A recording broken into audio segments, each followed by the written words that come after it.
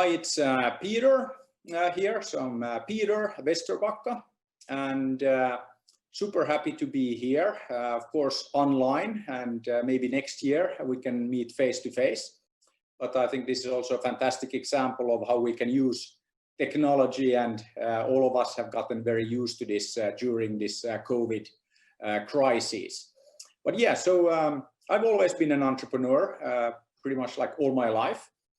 And today I thought I'll share a bit about myself, what I've been up to, and my entrepreneurial journey, if you will. We'll also talk a bit about education. Being from Finland, we're known for having what is maybe the best educational system on the planet, and I think that there's a lot that we could do together between Finland and Colombia, and between the cities here in Finland and Medellin. So I think there's lots of opportunity there. And I'll also talk a little bit about entertainment. So I used to be the mighty eagle at Rovio, Angry Birds, for many years. So of course, talk a bit about fun and games as well. But yeah, so I started my kind of like entrepreneurial journey, if you will.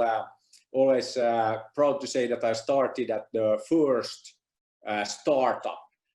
So actually the company that Bill and Dave started in their garage in Palo Alto in California in 1939. So a very long time ago. And as I'm sure we have some younger people in the audience, I always have to say that 1939 was way before my time. So I wasn't there. So that was like a really long time ago. I'm not that old. But anyway, I had the opportunity to meet with both Bill and Dave while they were still around. And I have to say that they were fantastic entrepreneurs, because not only did they start that fantastic company, Hewlett-Packard, HP, so Bill Hewlett and Dave Packard, not only did they start that company, but they actually started the whole Silicon Valley in that famous garage.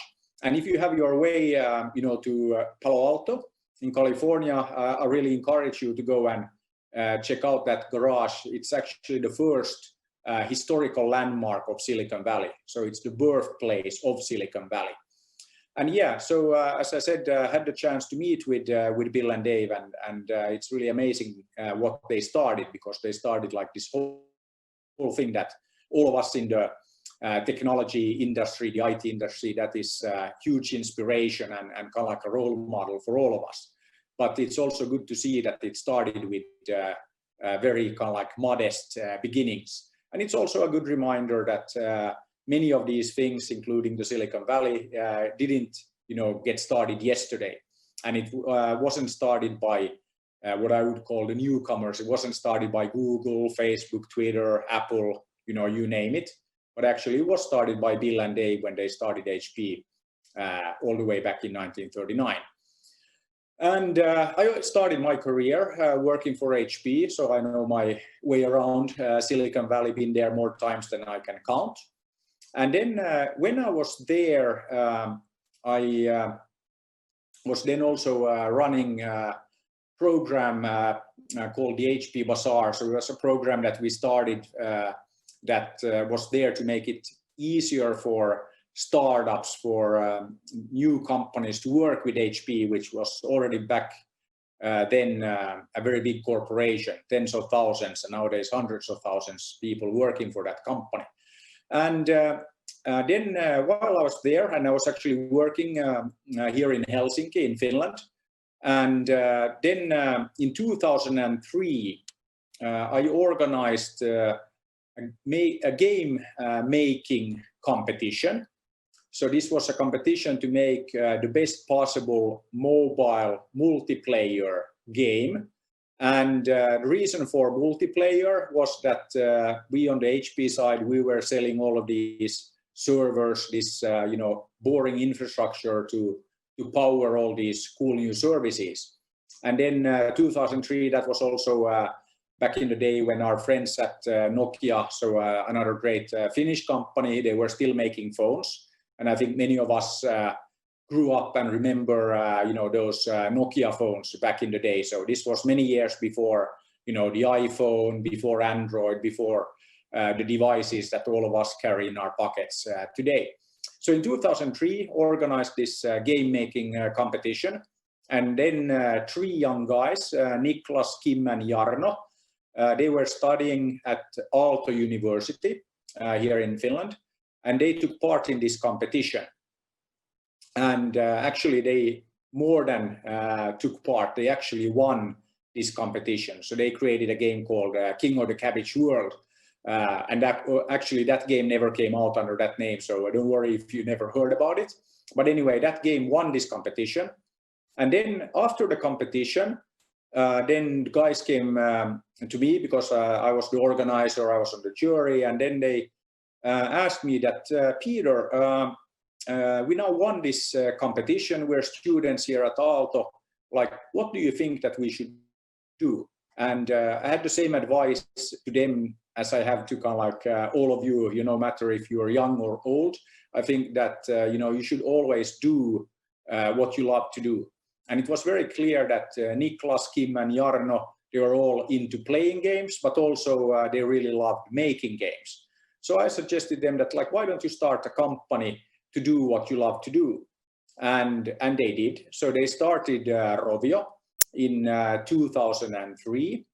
And now, if you look back at that, maybe it wasn't the best time to start a new company to make mobile games. So this was, as I said, many years before the iPhone and Android, and this was when our friends at Nokia had just come out with their first smartphones. So it was pretty early in the mobile business. But anyway, they started a company, and now looking back, you could maybe apply this golden rule of venture capital, which is like too early, too late. But I think that that's one way of looking at it. But I think that it was a very good time to start a company to make mobile games, because you were out early, and of course always when you then start doing things, you learn. So it's a great example of learning by doing. So over then the following 6 years, starting in 2003, Niklas and the guys, they made 51 games. And then on 11th of December 2009, the 52nd game, Angry Birds, came out. So just like with the Silicon Valley example, it took a while. It didn't happen kind of like overnight. It took 6 years and 52 games to get there. And I think this is pretty typical. I mean, we hear about all of these success stories and all of that, but what is not always obvious is that it always takes a lot of work, a lot of trial and error. So it's not like you just let's make a game and then it's immediately like a hit game. I think that it always takes a while, and it takes a lot of work. So that is always good to remember. But I think also it's a very inspirational story, because again, that student project, the 3 young students at Aalto University in 2003, they started the company and then made a few games, and then in December 2009 they came out with Angry Birds. So if 3 young guys in Helsinki can do that, then there's no reason why 3 young guys or girls in Medellin or in Bogota or Cartagena or like anywhere in Colombia, why you couldn't do the same. I think that is kind of like the beauty of the digital technologies, mobile technologies, and the world today, that innovation is happening everywhere. And I think that that is something that is a huge inspiration for all of us. So innovation and success is by no means limited to for example, the Silicon Valley or I don't know, Helsinki or Stockholm or anywhere. It really can happen anywhere in the world. And so the game came out in December 2009. I think that then always asked that, like, when did we know that we were onto something and that Angry Birds would become like the massive hit that it then turned out to be. And I think there was already some indication during the development that it took a bit longer to develop the Angry Birds game because the developers were playing it during development, and of course that is a very, very good sign and good indication. But then maybe the biggest early sign of success was that the game came out in December, and then Niklas went home to visit his family, his parents, for Christmas. And then you know how it is that you typically okay, you discuss, okay, what have you been up to, and then every year Niklas was showing that, okay, we made this game, and handing the phone over to his mom, and then his mom takes a look, and then Niklas gets the phone back. But what happened with Angry Birds was that he didn't get the phone back because his mom ended up playing Angry Birds all of that Christmas. And if you remember, back in 2009, this was not the norm. That was not typical that everybody was playing games, and especially not, like your average mom. Nowadays, of course, that is commonplace, and everybody plays games, but that is something that has changed over the last 10 years. So anyway, there was a very good, strong indication that we are onto something. And I was actually then working on some other projects and things, and then Niklas and the guys asked me that, Peter, could you help with Angry Birds in the US? And as I said before, I know my way around there, so I said, of course, sure. And then met with Apple, Google, HP. So my former company had bought a company called Palm, so they were also in the mobile phone business. And then when I was there, I was also joining a VentureBeat event. So I was on a panel discussion about this and that. And then after the discussion there at this event in San Francisco, then there was this elderly gentleman that came up to me and asked me that you are from Rovio, from like Angry Birds, right? I said, yeah. And then he said, could I please have my picture taken with you? And then I was like, right, sure, why not? And I was like, okay, like what is going on here that, like why would anybody want to have their picture taken with me? And I wasn't wearing, like a red hoodie or anything as I do nowadays. So, just working for Rovio and then, but then I realized that, hey, wait a minute, that we have like an amazing number of fans, and fans that are like of all ages. So what was happening then, that everybody was playing Angry Birds, no matter if you were, okay, 2-year-old to, like 80 something. So very young to very old, or older, I should say. So I realized that we have like lots of fans. And then I went back to Helsinki, and then I told Niklas and the guys at Rovio that, hey, I could start doing this like full time, but let's agree that, on 3 things. Let's go for 100 million downloads of Angry Birds. And, at that time, we had maybe, I don't know, 1 million or 2, which of course is also like a lot. But okay, nowadays doesn't feel like that many downloads of a game. But anyway, so let's go for 100 million. And then immediately I was told that, Peter, you're crazy, that, like nobody has ever gotten to 100 million downloads of any game.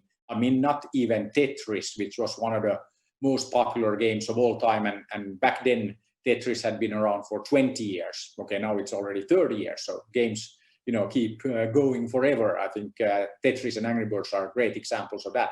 But anyway, the point being that no game had ever gotten to 100 million. I also thought that, okay, 100 million, that is very, very ambitious.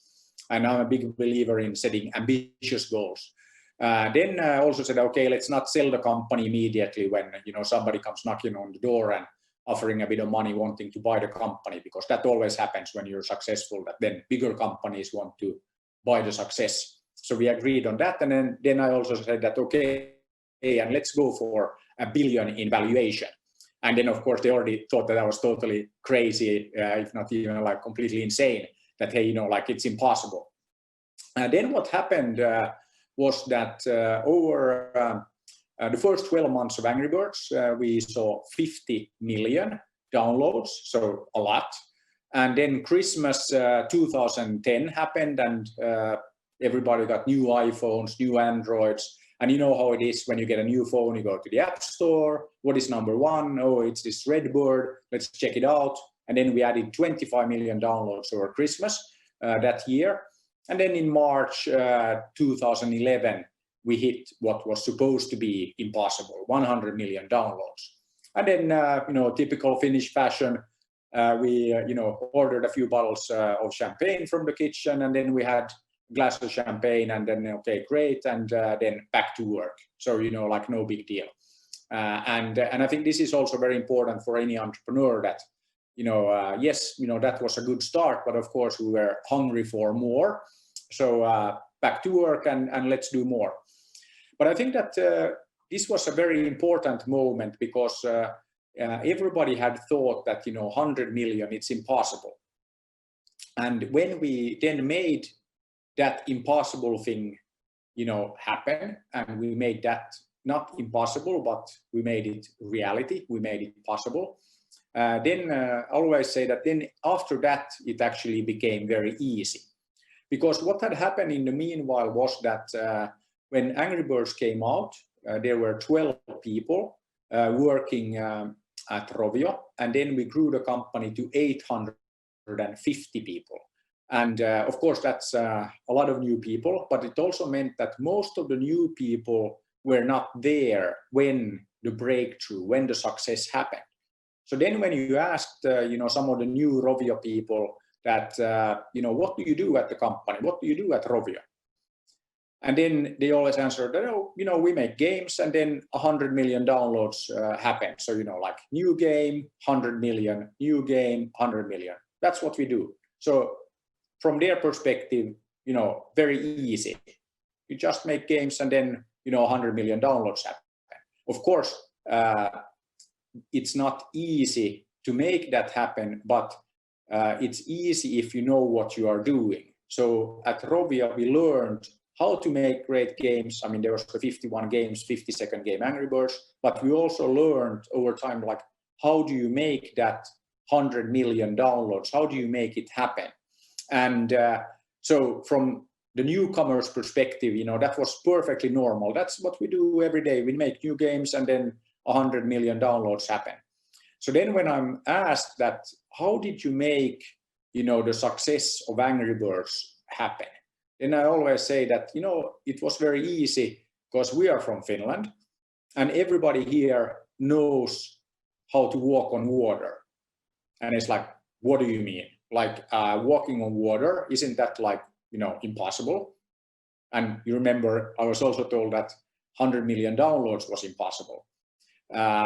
Actually, like many things in life, it's actually not that difficult. And I would even argue that it's easy.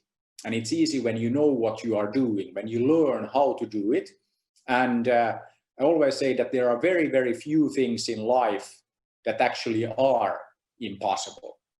And then when you come to Finland in the winter, walking on water is very easy.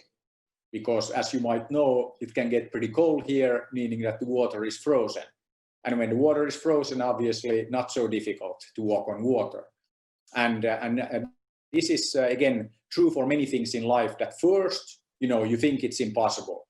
You know, walking on water, 100 million downloads, but then you figure it out, you learn, and then it turns out that it wasn't impossible. It wasn't even very difficult to walk on water. You just, of course, have to choose to do that in the winter. And this is something that I think is very important always to keep in mind, that most things can be done and they are not impossible. So as long as you don't have to break any kind of like laws of nature or anything like that, then typically there is a way to get it done. And then what we did with Angry Birds, I mean, from the beginning we had decided that you know, once we have a hit game on the iPhone, then let's take it everywhere. Because we had made a lot of games, so we knew how difficult it is to create a hit game. And taking it everywhere meant for us that let's expand into animation. So we bought an animation studio. Let's expand into consumer products, which we did. So we produced everything from, t-shirts to soft drinks to parks to learning material, and really, everything.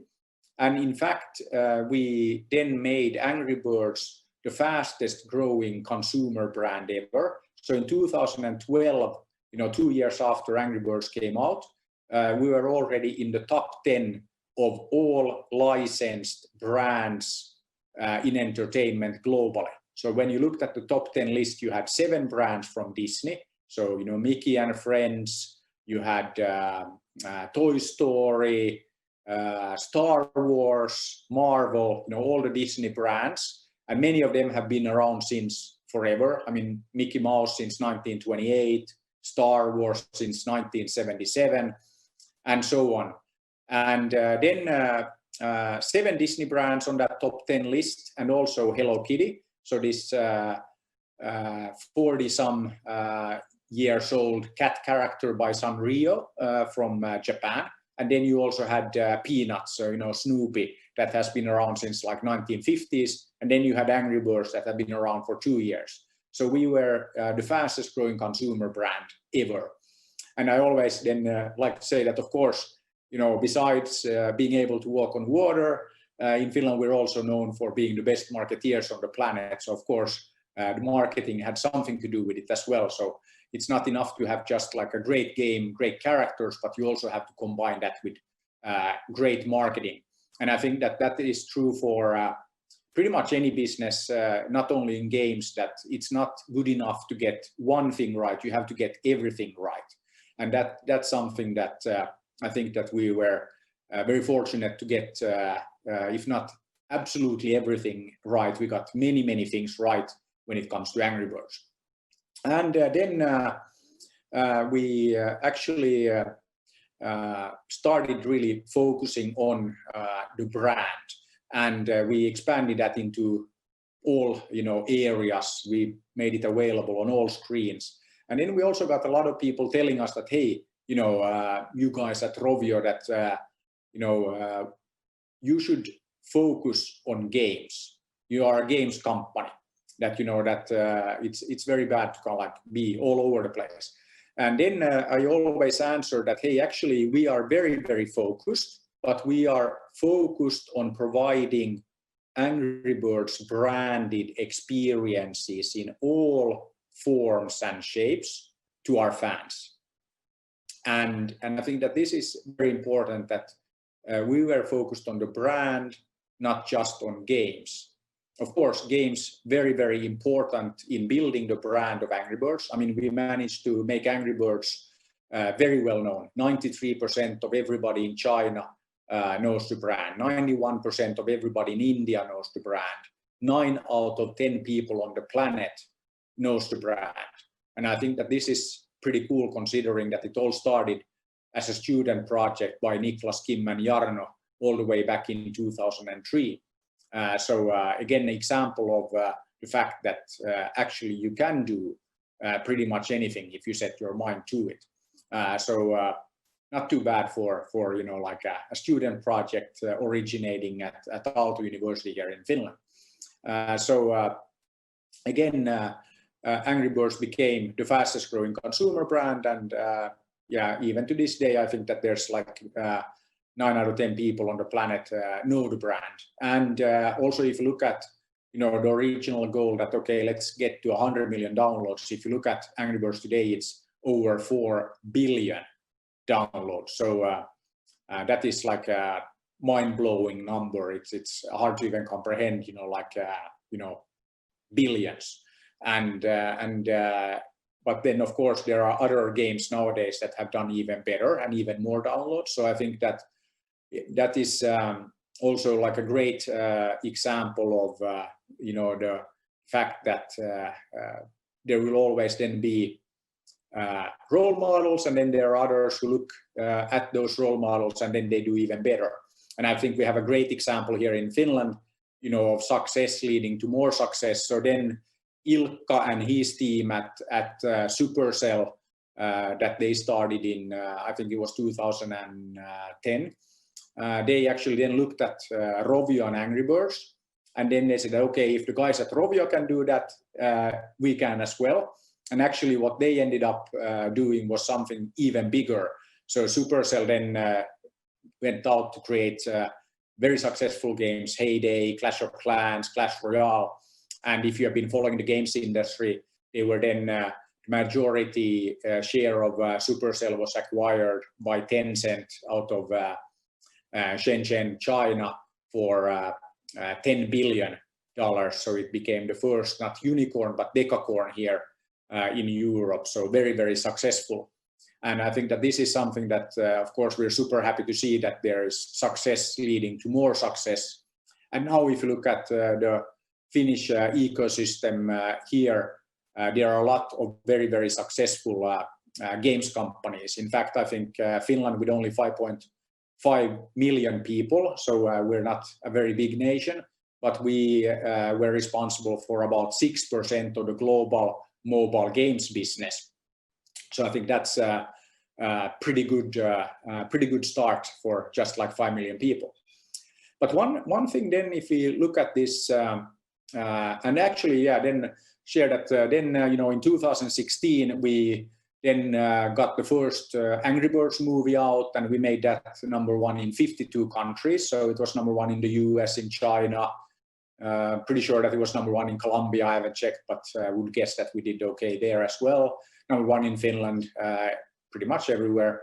So then I thought it was like a good time for me to step down from the day-to-day operations. So I left the Rovio operations in 2016 to focus on bigger things. And then I was immediately asked that, okay, Peter, like what could be bigger than Angry Birds?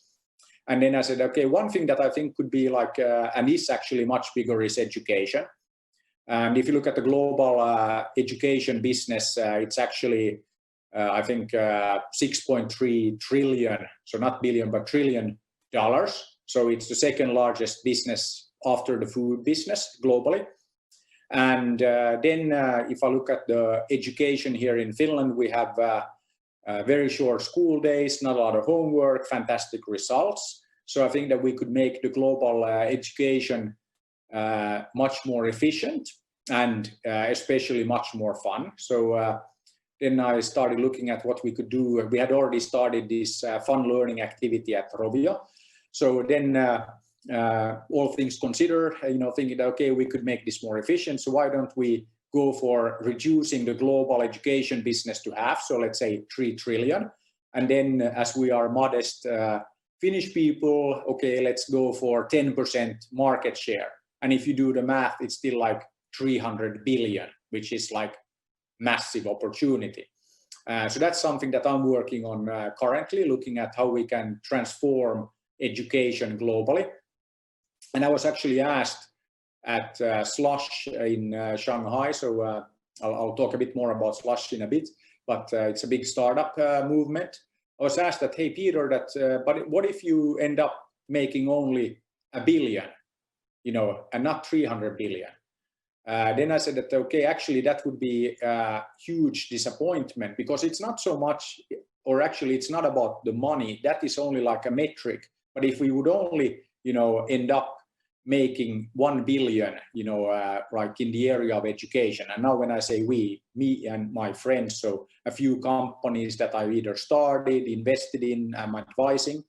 So if it would only end up in doing 1 billion, then we would have failed, because what we are really trying to do is we want to improve and we want to actually transform education globally. We want to make education much more efficient and especially much more fun globally. So that is one thing that I'm working on nowadays, and I'm super excited and actually super passionate about that, because I think it's very, very important that we make education much more, much better.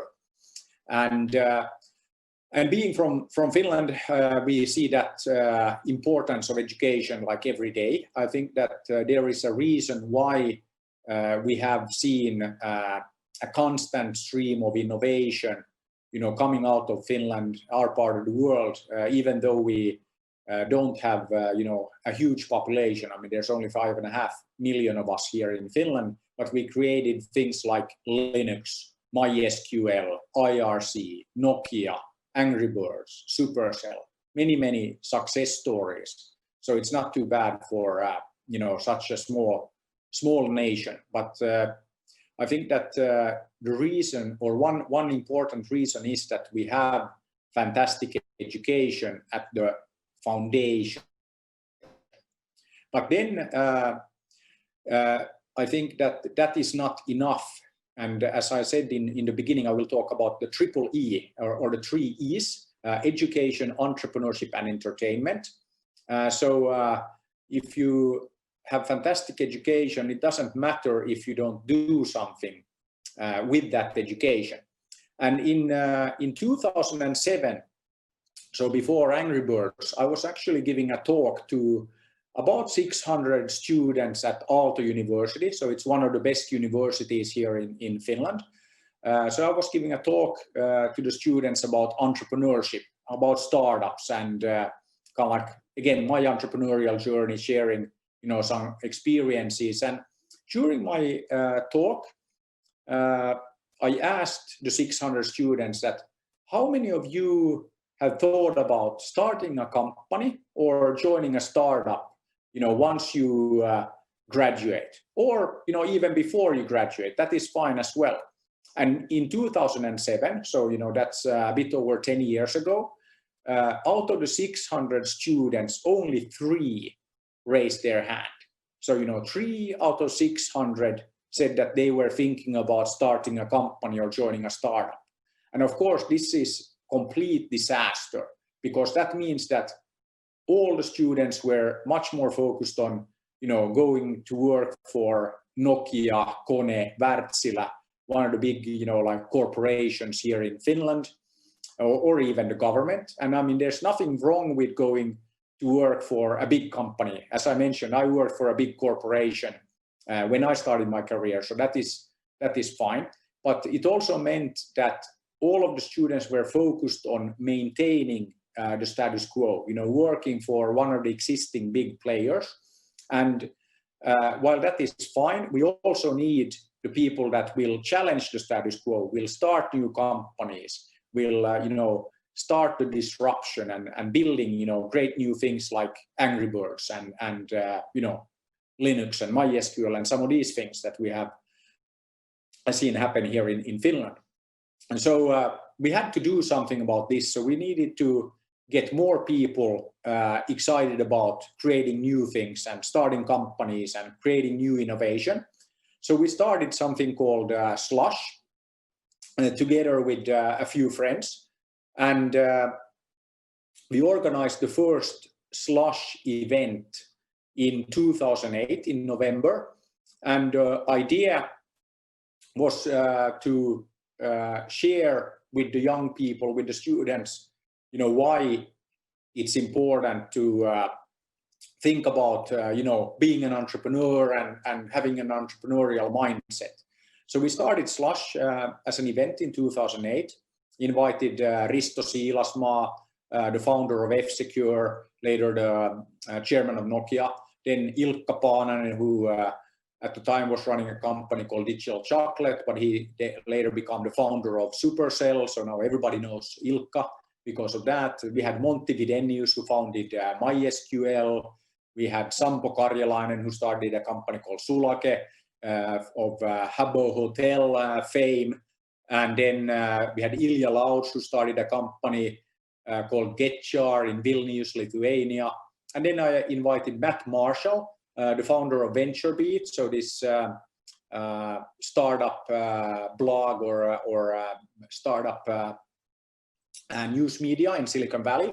So I asked Matt to excuse me, moderate a panel with the founders, and then they shared their experiences of building companies and why it's cool to be an entrepreneur and do startups. It was a very successful event. We had 300 people there, so not a huge event, and everybody got very excited and energized, and it was a room full of passion for entrepreneurship. And then at the first Slush event, I told everybody that we will make this the biggest and best startup event on the planet. And once again, I was told that, Peter, you're crazy. Like, what about Silicon Valley? How can you think that, Slush would become, bigger and better? And then I said that, yeah, let's see, and let's go out and do it. And then if you look at Slush last year, we had more than 20,000 people from more than 160 countries, including Colombia, come to Helsinki in November. And I think that is quite a feat, because I can share with you that November didn't used to be the most popular time to visit Helsinki, because it's actually pretty miserable when you look at the weather that time of year. And this is actually why Slush is called Slush, because when you come here to Helsinki in November, I promise you that it will be cold and dark, and there will be slush on the ground. So it's very clear that it's not the Silicon Valley. It's better. It's much, much better because it's different. And I think this is a very important thing, that if you want to lead, you can't follow. And as I said in the beginning, Silicon Valley, fantastic place. It's an inspiration for us all, but it's there. It has already been done. And if you want to lead, you can't follow. You can't copy your way into leadership. So we decided to do something that is different. Of course, taking a lot of inspiration, learnings from our friends in Silicon Valley and other startup ecosystems all over the planet, be it in Beijing or Tokyo or in Medellin or in Bogota or Buenos Aires or Rio or Sao Paulo or any city or anywhere. But we wanted to do something different, and I think that this is very important in anything that we do, that we should always try to do things differently, because that is actually a value in itself, and it's actually going against kind of like a bit human nature. We always want to conform, we want to be part of a group, we want to be the same. But if you want to be successful with, for example, a startup community and a movement like this, you have to have the courage to do things differently.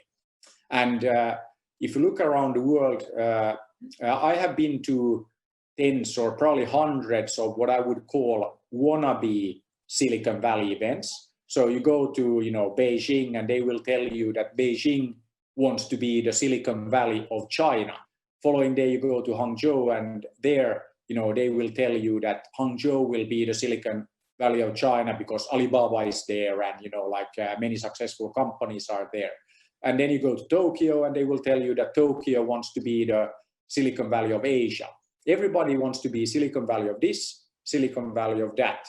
So when we started Slush, we decided to do that in November in Helsinki. And as I told you, cold, dark, slush on the ground. So not the Silicon Valley, better. And it's better because it's different. And then you might ask that, okay, but how is it different besides, being cold and dark and having a bit of slush on the ground? It's different because Slush, since the beginning, okay, first of all, it's a non-profit, but it's been organized like last year by 2,600 young people from more than 60 countries. So they are there volunteering, meaning that they are there not because somebody told them to be there, but they are there because they want to be there, because they love to be there. And that is, again, why it's different, and why, of course, then Slush became the biggest and best startup event. And in fact, 5 years after starting Slush, I went back to Aalto University. I did a talk about entrepreneurship and startups, and I asked the same question as in 2007. How many of you have thought about starting a company, joining a startup once you graduate or even before? And this time, 5 years after we started, more than half of the students raised their hand. So we did a massive, culture revolution in just 5 years. And I think this is something that is very difficult to do, but we did it. And I think that is also something that would love to work on together there in Medellin, in Colombia, I think that it's all about putting the young people in charge. And it was actually, very interesting that then our former Prime Minister, Jyrki Katainen, he went to a World Economic Forum meeting, their summer meetup in Dalian in China. And then he was chairing a roundtable around entrepreneurship. And then in the audience, you had the former Prime Minister of the UK, Gordon Brown. You had a bunch of ministers, many important, business leaders, as you would expect at a World Economic Forum meeting. And then during the meeting, Jyrki Katainen, our former Prime Minister, he was asked that, how did you guys in Finland make this amazing transformation happen, that you got this explosion in startups? How did you make it happen? And then Prime Minister of Finland, Jyrki Katainen, answers, I don't know. And of course he knew, but he wanted to make the point that it wasn't him, it wasn't the government, it was the young people. They made the change happen. And I mean, Jyrki has been to Slush many times and he's been following the growth of the ecosystem, but he wanted really to make the point that it wasn't him, it wasn't the government, it was the young people. And I think that this is really the only way to make sustainable change happen. And I think that that is something that we would love to work on together. And we're actually looking at replicating this kind of like Slush success by working on something that we call Adelante Americas. So again, bringing young people from Nordics together with young people from Colombia, from all over Latin America, and having the young people lead the charge and make the change happen. And I think that this is super, super exciting when we then start combining education, entrepreneurship, and entertainment, as I described, like with the Angry Birds story, that we can learn from the entertainment industry, from the games industry, how to reach not just a few, but many people, even billions of people. And I think that that is a big opportunity for all of us to really, change the world and change Colombia. So we need to put the young people in charge. And I think that that is the job of us, slightly older people, that we need to make sure that we keep the older people and the governments out of the way while the young people change the world and even change Colombia. So again, I'm super happy to be here. And I look forward to visiting Colombia again. So I know that there is fantastic talent there. I'm actually working with many of the startups here in Finland, and they have employed people from Colombia. So we have, even in Medellin, we have some people that are working for startups here in Finland as we speak. So I think that there is a fantastic opportunity to do more of that. And I'm really looking forward to working together on education, entrepreneurship, entertainment, this kind of like a triple E model. And it's all about working together. So thanks you so much for listening to me. And I hope that we can do many, many things together.